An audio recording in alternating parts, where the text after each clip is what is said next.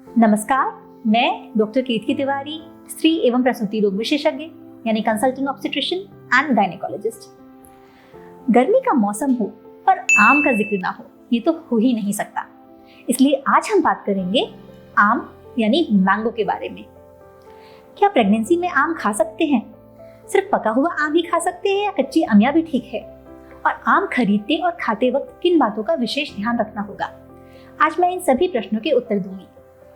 अगर आप भी आम के शौकीन हैं और आप पूरी साल गर्मियों का इंतजार करते हैं ताकि आपको आम खाने को मिले, तो मेरे पास आपके लिए खुशखबरी है। प्रेगनेंसी में अगर उचित मात्रा में और उचित ढंग से आम खाए जाए तो वो न सिर्फ सुरक्षित है बल्कि आपके लिए स्वास्थ्यवर्धक भी है। आप कहेंगे, मैम आपने तो ये गोलमोल बात कर दी, ये उचित मात्रा और उचित ढंग का क्या मतलब है? तो चलिए विस्तार से समझते हैं। पहले बात करते हैं कि आम से हमें क्या फायदे होते हैं। आम गुणों की खान होता है। आम में पोषक तत्व बहुत अच्छी मात्रा में होते हैं। सबसे ज्यादा मात्रा में आम में विटामिन सी होता है। विटामिन सी हमारे शरीर में खून बढ़ाता है। अगर विज्ञान की भाषा में समझें तो विटामिन सी हमारे शरीर में आयरन का अब्जॉर्प्शन बढ़ाता है, जिसकी वजह से हीम प्रोटीन की मात्रा बढ़ती है। हीम प्रोटीन की मात्रा बढ़ने की वजह से हीमोग्लोबिन का लेवल बढ़ता है और शरीर में खून बढ़ जाता है। इसलिए विटामिन सी हमारे लिए बहुत जरूरी है और वो आम में बहुत अधिक मात्रा में मिलता है। आम में पाए जाने वाले विटामिन ए, विटामिन सी और बायोकैरोटीन्स हमारी इम्यूनिटी बढ़ाते हैं, यानी हर तरह के रोगों से लड़ने में हमारी मदद करते हैं। इन्फेक्शंस और तरह तरह की बीमारियों से हमारा प्रोटेक्शन करते हैं। इसी तरह आम में एंटीऑक्सीडेंट्स बहुत अधिक मात्रा में होते हैं जो लंबे समय तक हमारी रक्षा करते हैं और कैंसर जैसी बीमारियों से हमारा बचाव करते हैं।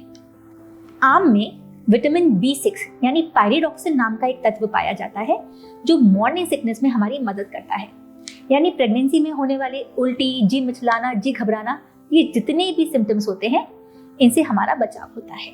आम में फोलिक एसिड यानी फोलेट नाम का एक विटामिन बहुत अच्छी मात्रा में होता है।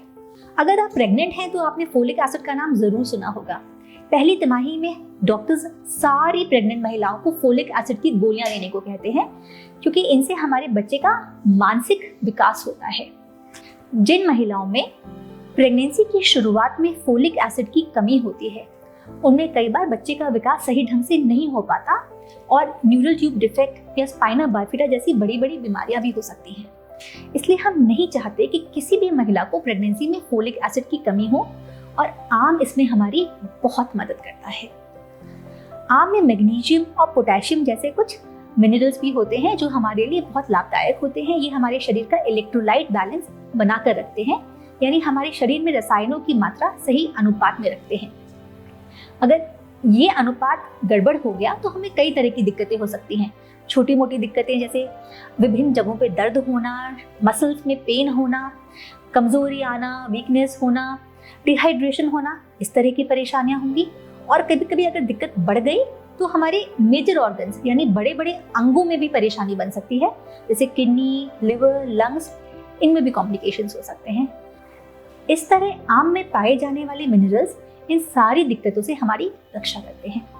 आम में पाए जाने वाले विटामिन डी और मैग्नीशियम भी हमारे लिए बहुत ज़्यादा लाभदायक हैं, क्योंकि ये PIH या प्री एक्लैम्सिया जैसी दिक्कतों से प्रेगनेंसी में हमारी रक्षा करते हैं। PIH और प्री एक्लैम्सिया वो परेशानियां हैं जो प्रेगनेंसी में ब्लड प्रेशर बढ़ने की वजह से होती हैं और कुछ परिस्थितियों में इसमें महिला को दौरे झटके भी आ सकते हैं और आम इनसे बचने में हमारी मदद करता है। आम में फाइबर भी बहुत अधिक मात्रा में पाया जाता है जो हमें कॉन्स्टिपेशन नहीं होने देता, यानी हमें कब्ज से बचाता है। आप कहेंगे कि मैम आपने तो आम की बहुत ज्यादा तारीफ कर दी, ऐसा लगता है कि हमें तो दिन में 3 बार आम खाना चाहिए, सुबह नाश्ते में भी आम, दोपहर के लंच में भी आम और रात के डिनर में भी आम। क्या ये सही है? नहीं, ये बिल्कुल भी सही नहीं है, क्योंकि अति हर चीज की बुरी होती है और आम पर भी ये बात बिल्कुल सटीक बैठती है। अगर आप बहुत अधिक मात्रा में आम खाएंगी तो आपको दिक्कत हो सकती है।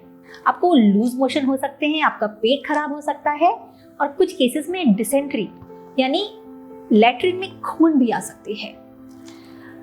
इसलिए आम बिल्कुल सही मात्रा में खाना चाहिए और नॉर्मली प्रेगनेंसी में हम 1 मैंगो पर डे यानी एक दिन में 1 आम खाने का ही सुझाव देते हैं, उससे ज्यादा आम नहीं खाने चाहिए। कुछ केसेस में आम खाने से और भी नुकसान हो सकते हैं।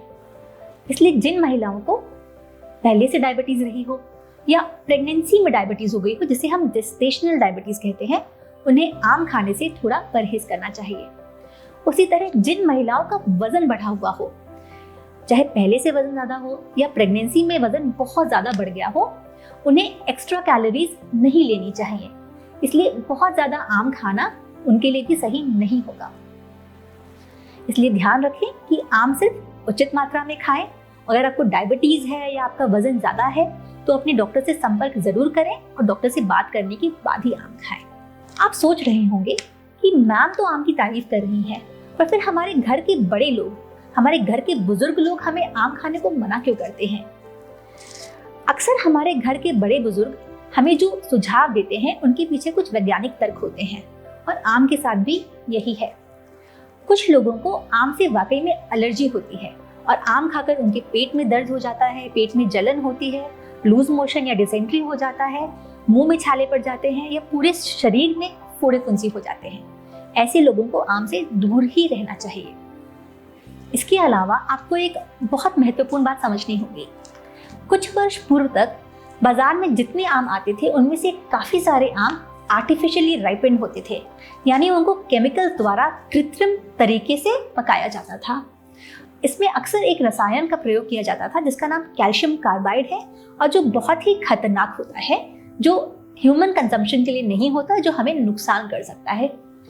कुछ साल पहले सिर्फ हमारे देश में ही नहीं बल्कि पूरी दुनिया भर में कैल्शियम कार्बाइड पर बैन लगा दिया गया है। अब कैल्शियम कार्बाइड को फलों को पकाने के लिए इस्तेमाल नहीं किया जाता है।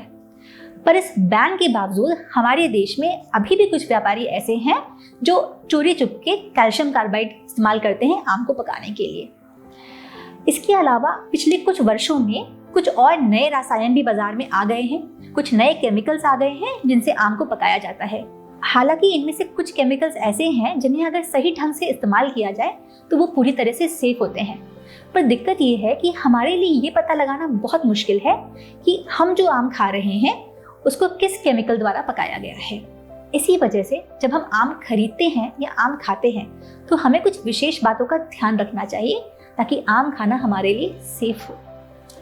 जब आप बाजार में आम खरीदने जाते हैं तो सिर्फ वही आम खरीदें जिनमें कोई दाग धब्बे ना हो। अगर आम में काले या भूरे दाग हैं तो उन्हें ना खरीदें, क्योंकि ऐसे आम अक्सर आर्टिफिशियली राइपेंड होते हैं। अगर आम आधा हरा आधा पीला है तो उस आम को भी ना खरीदें। आम को घर लाने के बाद उन्हें अच्छी तरह धोएं। उन्हें आप सादे पानी से धो सकते हैं, साबुन के पानी से भी धो सकते हैं, विनेगर वाटर यानी सिरके के पानी से धो सकते हैं, या इमली के पानी से भी धो सकते हैं। अच्छी तरह आम धोने के बाद उन्हें कुछ घंटों के लिए पानी से भरी हुई बाल्टी में रख दें। आपने देखा होगा पुराने जमाने में भी पानी की बाल्टी में आम रखे जाते थे।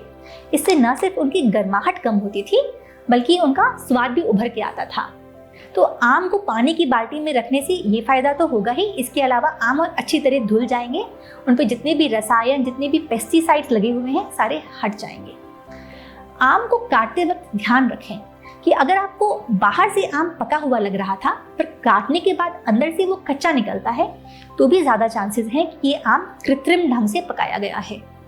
अगर काटते वक्त आम के अंदर से रस नहीं निकलता है तो भी पॉसिबिलिटी होती है कि ये आर्टिफिशियली राइपेंड मैंगो है, तो अगली बार उस दुकान से आम दोबारा न खरीदें। आम खाते वक्त ध्यान रखें कि कोशिश करें कि छिलका आपके मुंह में ना आए, यानी आम को पहले छील लें और उसके बाद ही खाएं। इससे आर्टिफिशियल केमिकल्स या पेस्टिसाइड्स का आपके मुंह में जाने का खतरा कम हो जाएगा। अगर हो सके तो ऑर्गेनिक फ्रूट्स खरीदें। आजकल बड़े शहरों में कई सारे बाजारों में ऑर्गेनिक फ्रूट्स मिलते हैं, अगर आप वो ले सकते हैं तो ज़रूर खरीदें। और अगर आप ऐसा नहीं कर पा रहे हैं तो भी कोई डरने की बात नहीं है। अपने हिसाब से अच्छी तरह धोकर साफ करके अगर आप फ्रूट्स को खाएंगे तो आपको खतरा नहीं है। अगर आप किसी ऐसी जगह रहते हैं जहां आपके आसपास आम के बाग बगीचे हैं तो आप वहां से भी फल खरीद सकते हैं। ज़रूरी नहीं है कि वो फल पूरी तरह पके हुए हों, थोड़े कच्चे आम भी खरीदे जा सकते हैं और उनको घर पे सेफली पकाया जा सकता है। ऐसा करने के लिए आप आम को अखबार में लपेट के रख दें या पुआल पे या फूस पे ढक के रख दें। आम अपने आप पक जाएंगे। ये आम को पकाने का कृत्रिम तरीका है पर पूरी तरह सेफ है। ध्यान रखें कि ज़्यादा एग्जॉटिक वैरायटीज़ के चक्कर में ना पड़ें। आपके यहाँ जो लोकल वैरायटी मिलती है आम की, वो ही सबसे हेल्दी होगी, सबसे न्यूट्रिशियस होगी और सबसे सेफ होगी। लंबी दूरी से लाई गई वैरायटीज़ या लंबी दूरी से लाई गई चीज़ें कभी भी हेल्दी नहीं होती हैं, क्योंकि उनके जो न्यूट्रिएंट्स होते हैं, जो पोषक तत्व होते हैं, वो खत्म हो जाते हैं। अगर आप इन छोटी छोटी सावधानियों का ध्यान रखेंगे तो आम खाना आपके लिए पूरी तरह सेफ होगा, सुरक्षित होगा। एक सवाल मुझसे अक्सर पूछा जाता है कि मैम सिर्फ पका हुआ आम खाएं या कच्चा आम भी खा सकते हैं? जी हाँ, कच्चा आम भी आपके लिए पूरी तरह सेफ है, इसलिए आप खुशी खुशी आम पन्ना पी सकती हैं। पर ध्यान रहे कि जब आप आम या कोई भी फल खाती हैं तो ज़्यादातर कोशिश करें कि आप उसको नेचुरल फॉर्म में ही खाएं, यानी फल की तरह खाएं, ज़्यादा प्रोसेस ना करें उसे। अगर आप आम का शरबत बना के या आम का स्क्वाश या आम की चटनी, मैंगो जैम बना के फल को खाएंगे तो उसमें न्यूट्रिएंट्स कम हो जाते हैं। अगर आप आम का अचार खाते हैं तो अचार में तो नमक, तेल, मसाले सब बहुत अधिक मात्रा में होते हैं, जो हमारे लिए प्रेगनेंसी में नुकसानदायक होते हैं। नमक से हमारा बीपी बढ़ जाता है, मसाले और तेल भी प्रेगनेंसी में हमें कोई मदद नहीं करते हैं। उसी तरह अगर आप आम का जैम या आम का मुरब्बा बना के खाती हैं तो भी उसमें चीनी की मात्रा बहुत अधिक हो जाती है, जो हमारे लिए स्वास्थ्यवर्धक नहीं है, फिर हमें आम खाने का फ़ायदा नहीं होता। इसलिए जहाँ तक हो सके आम को नेचुरल फॉर्म में ही खाना चाहिए। हाँ, अगर आप आम की लस्सी या मैंगो शेक बनाते हैं तो दही और दूध तो हमें फ़ायदा करते हैं, पर उसमें भी चीनी की मात्रा कम ही रखने की कोशिश करें, तभी आपको फ़ायदा होगा। इन छोटी छोटी बातों का ध्यान रख के आप प्रेगनेंसी में अच्छी तरह आम खा सकते हैं, उसका पूरा लुत्फ भी उठा सकते हैं और उसका पूरा फ़ायदा भी ले सकते हैं। आशा है आज मैं आपके कुछ सवालों का जवाब दे पाई हूँ। शायद अब आपको समझ में आ गया होगा कि मैंने शुरुआत में क्यों कहा था कि आम को उचित मात्रा में और उचित ढंग से खाना चाहिए। अगर आपको कोई सवाल है, कोई डाउट है, कोई कंफ्यूजन है तो नीचे कमेंट सेक्शन में ज़रूर लिखें। धन्यवाद।